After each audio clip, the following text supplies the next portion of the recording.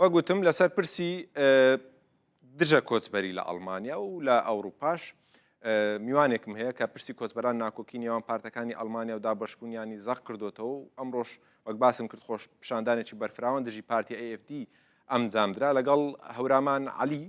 شارەزا لە پرسی کۆچبەران و هەروەها سەرۆکی پێشووی کۆمەڵی ڕەوەندی کوردی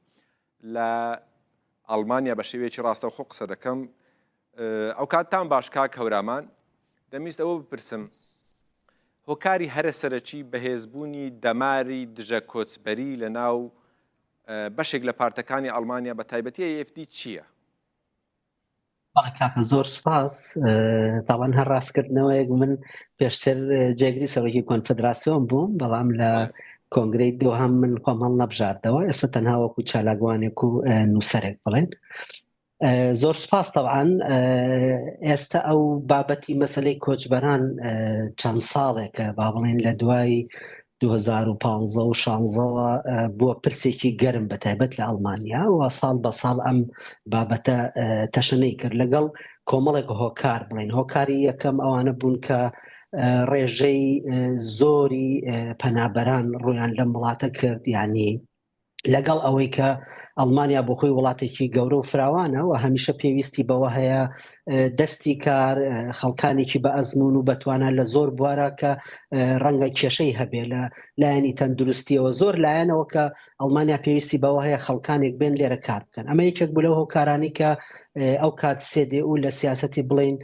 ئەو کات کە مێرکل سەرۆکی ئەم وڵاتە بوو دەرگای کردەوە بۆ زۆرێک لەو پەنابەران و بە تایبەتی ئەوانەی سووریا و دواتریش لێشاوی هاتنی ئەوانەی ئۆکرانیا. تامان ئەمانە کە وردە وردە بە پێی کات و ساڵ ڕویان لە زیادبوون کرد، بێگومان کۆمەڵی کێشە دروستە بن، کێشەی ئابووری دروستە بن، کێشەی ئیندیماج و ئینتیگراسیۆن دروستە بێ کە ڕەنگە زۆر جار هەندێک لەو وڵاتانە نەتوانن وەکو پێویست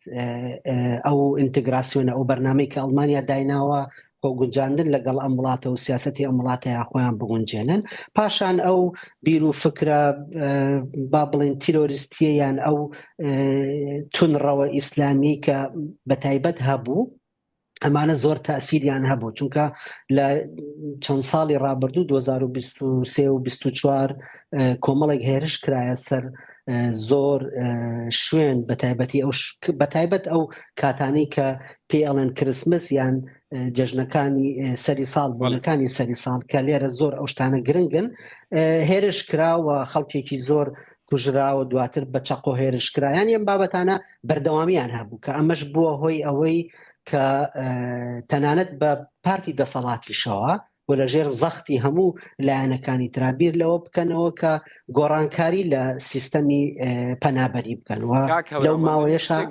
بەڵێ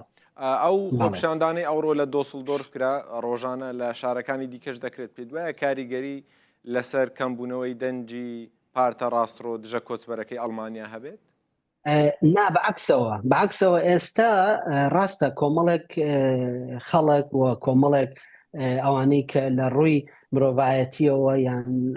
دژی تونڕەوین یان دژی ڕاستڕەوین ئەمانە دێنە سەر جادە و ڕێپێوان دەکەن، بەڵام بەعکسەوە ئێستا ئاراستەکان بەو شێوەیەن کە پارتە ڕاستڕەوەکان و بە تایبەت AFD و ئەو پارتانەی تری کە هاوشێوەی ئەوەن ساڵ بە ساڵ و هەڵبژاردن بۆ هەڵبژاردن زیاتر دەبن و دێنە پێشەوە، ینی نمونە لە هەموو ئەوروپا بەو شێوەیە و بە تایبەت لە ئەڵمانیا، چکە ئەڵمانیا وەکو وتم ئێمە تووشی کۆمەڵێک کێشە بووە ئەڵمانیا، وەکو بابەتی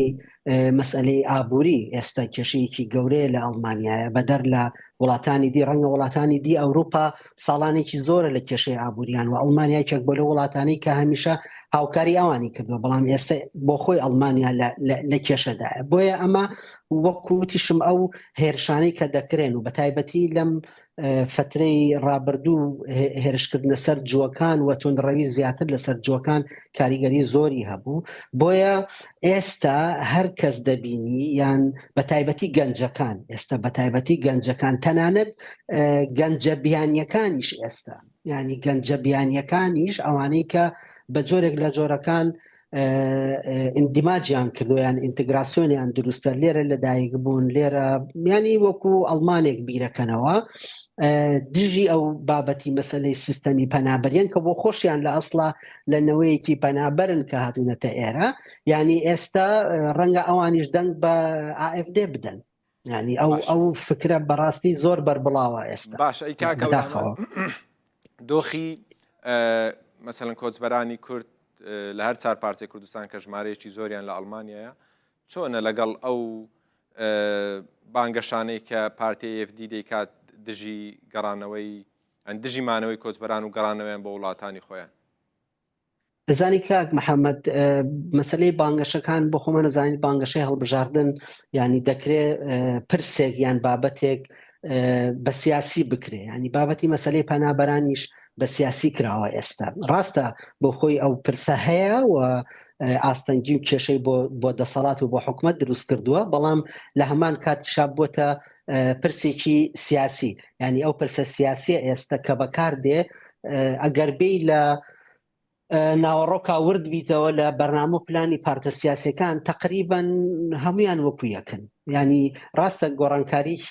بچووک هەیە بەڵام گۆڕانکاریەکان بەو جۆرە نییە کە بڵێ زۆر ئەوەیە اینجا بابەتی مەسلەی پەنابەرانیش لێرە چەند بەشێکە ینی بەشی یەکەمیان ئەوەیە کە ئێمە کاڵین پەنابەرە بێ باسی ئەوانە بکەین کە هێشتا لە کەمپەکانان و هێشتا مافی مانەوەیان وەرنەگرتووە تەمەن ئەوانەی کە مافی مانەوەیان هەیە یان ئەوانەی کە بە ساڵانێکی دوور و درێژە وەکو ئێمەمانان خاوەنی ڕەگەزنامەی ئەم وڵاتین ئەوە چ لەلایەن لەوانەیە لای خۆمانەوە سیرکن بەڵام لایەن حکومەتە وەکو پەنابەر سیر ناکرێن ئەوانە بوونەتە هاوڵاتی ئەم وڵاتە جا ئەوانەی ئێستا کە لە ناو کەمپەکانان یان ئەوانەی کە هێشتا کەیسەکانیان یەکلایی نەبووتەوە بەڕاستی بەپی ئەم بەرنامە و پلانانی کە ئێستا هەیە و قسەی لەسەرەکرێ هەموو تووشی ئاستەنگی ئەبنەوە لە زۆر شتەوە یەکێک لەوانە کە ناردنەوەیان بۆ وڵاتی یەکەم یا ئەو وڵاتی کە پێی ئەو بەرنامەی دوبلن ئەوەی کە لە وڵاتی یەکەم پەنجەمۆری کردووە ینی هەر لەم چەند ڕۆژەی ڕابردوو ئەو کەسیان ناردەوە بۆ بڵغاریا کە لە بڵغاریاوە هاتوون لە پەنجەمۆریان هەیەیان کردنەوە ئەوێ و بڵغاریان ملزەمە کە بەپێی ئەو بەرنامەی یەکێتی ئەوروپا بۆ مەسلەی پەنابەری ئەوەیان بدەن اینجا ئەمە ئاستەنکی بۆ ئەو پەنابەران دروستەکە یا بابەتی مەسلەی پارە و خواردن کاتی خۆی بڵین پارە ئەدرا بۆ پەنابەرانە و جێحەوانەیان هەبوو ئێستا لەو بەرنامانە ئەوەیە کە بابەتی مەسئلەی سۆسیال بۆ پەنابەران نەمێنێ ینی چه ئەوانەی کە لە ناو کەمپەکانان و چه ئەوانەی مافیش وەرەگرن و لەسەر سۆسیال ئەمێنەوە تەنها کارتیان بدرێتێ بەو کارتە بتوانن خواردن بکڕیان ئەمە کێشە بۆ پەنابەران دروستە بێ بە جۆرێک لە جۆرەکان زۆر سپاس بۆ بەڕێز هەورامان عەلی شارەزا لە پرسی کۆچبەران کە بە شێوەیەکی ڕاستەوخۆ لە ئەڵمانیاوە لەگەڵ سپاس بۆ ئێوەش و دەستان خۆشێت